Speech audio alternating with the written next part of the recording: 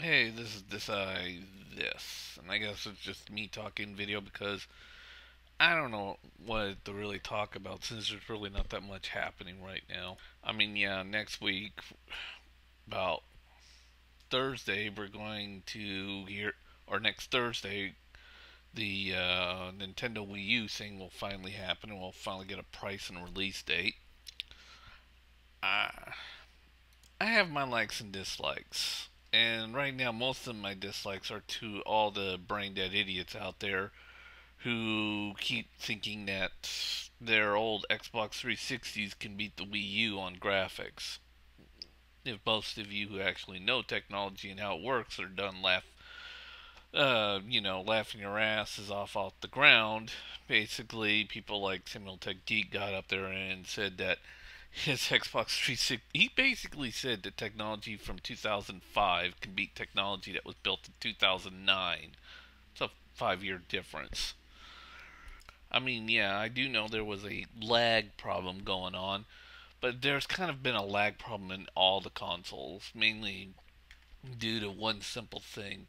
Most of you don't know this or didn't bother to check this out or do any research, but you see TVs and monitors have this thing called a refresh rate, and most television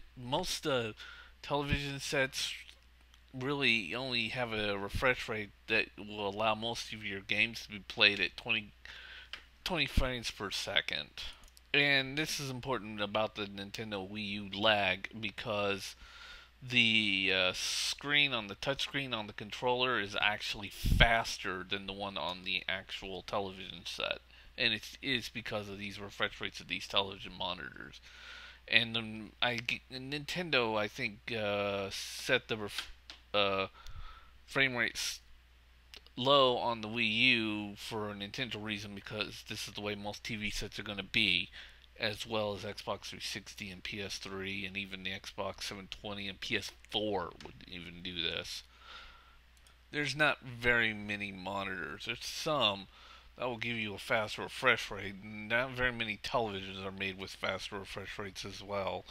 So it's a serious problem, and technically, blaming this on Nintendo is kind of not the good idea to do this. It's kind of like blaming Nike for having your internet drop.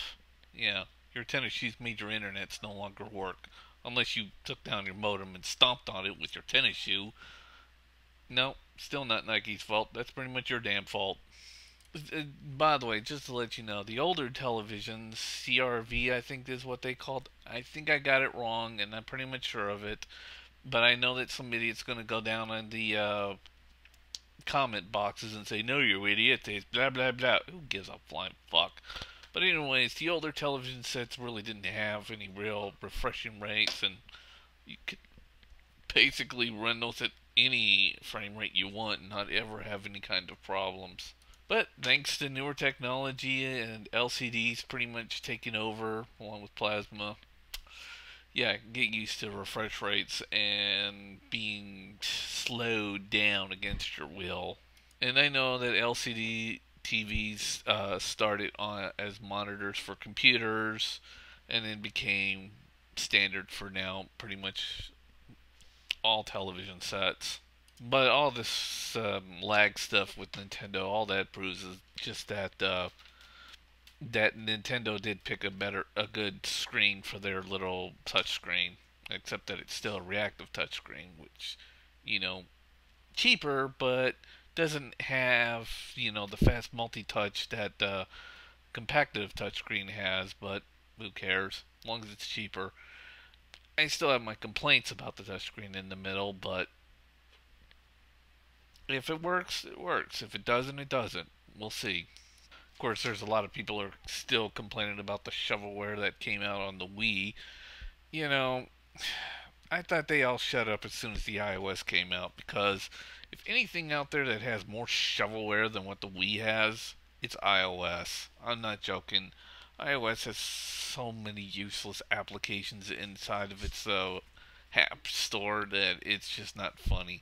and most of them are games. I mean, just look at the pretty much the entire Game Loaf library. I mean, that's one of the biggest shovelware developers out there you can get. And no, it's not just iOS, but Android. I believe the Windows phones also. Well, Android has more shovelware. Then hearing some people, I don't really want to put names because I'm not trying to own anybody, but they're saying like PCs have more games than anything else, which is true. It does. No argument there. PCs, in fact, do have the biggest library you could get it that anybody could get. Of course, the next biggest library out there in video games is Nintendo because, well, they've been around for decades.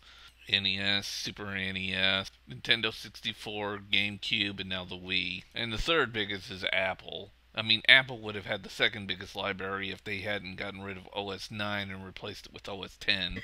Because as soon as they did that, pretty much the bulk of their library games disappeared. And now that they got rid of Rosetta Stone, yeah, the Mac Rosetta Stone, they've lost even more of their past applications. And, well, no more playing StarCraft.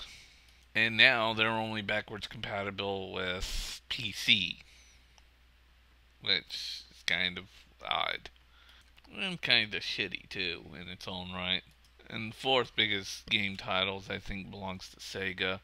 And then it's pretty much Sony and then Microsoft's Xbox 360. Now, since their Windows pretty much has the biggest library out there. Of course, that's not the most dumbest thing I've heard. The most dumbest thing I heard, I believe, was on some show on something like on Game Trailers or Screw Attack or whatever, where the guy says one of the most disappointing and not understandable things that I can't understand is why Nintendo didn't go HDMI or 780p with their new Wii. Back then, it made a lot of sense. Uh, Let me repeat that. Why they didn't go 1080p, but back then it made a lot of sense. You know, when I hear extremely stupid things coming out of some people's mouth, that would be one of them because you just asked a question and then answered your own fucking question. See, the guy basically asked, why did they not go with full HD and all that background graphics? And then he said, quite literally, back then, it kind of made a lot of sense. That's your fucking answer, you dumbass. Back then, making all the Nintendo games HD was expensive back then. That's why it made a lot of sense. And of course, Microsoft and Sony went full HD with their shit, and well, Sony's now in massive debt, and well, Microsoft paid off all their debt thanks to overpricing the Kinect. That's what you don't do. You don't make a video where you ask a question and then answering it. It's like, why does this woman have a big mark next to her, right next when she was swimming in the Shark Tank? What do you think she was? I'm sorry, what I meant is, why does this woman have a big chunk out of her body while she was swimming in the Shark Tank? There you go, dumbass. You answered it. And yeah, I've been asked stupid questions from both sides of the Nintendo haters and Nintendo love fanboys. I mean, mostly from the Nintendo haters who think that 2005 technology can beat 2009 technology. Yep, that's how that works. So our technology goes backwards with the graphics. I mean, it may beat it in sales, but it ain't going to beat it in performance. That's just not how technology works. Of course, some of the fanboys things I hear like moving parts add to prices. No, it ain't. Moving parts has nothing to do with it. Reactive touchscreens are expensive. Solid state drives are extremely expensive. Oh no, I mean, I say reactive touchscreens. I meant compactive touchscreens are expensive. Reactive touchscreens are cheaper, and that's why Nintendo's going with the reactive because of manufacturing costs. They use a compactive screen on that thing. Ugh, God, fuck, the prices would go through the roof. I mean, who wants to pay $1,000 for a console?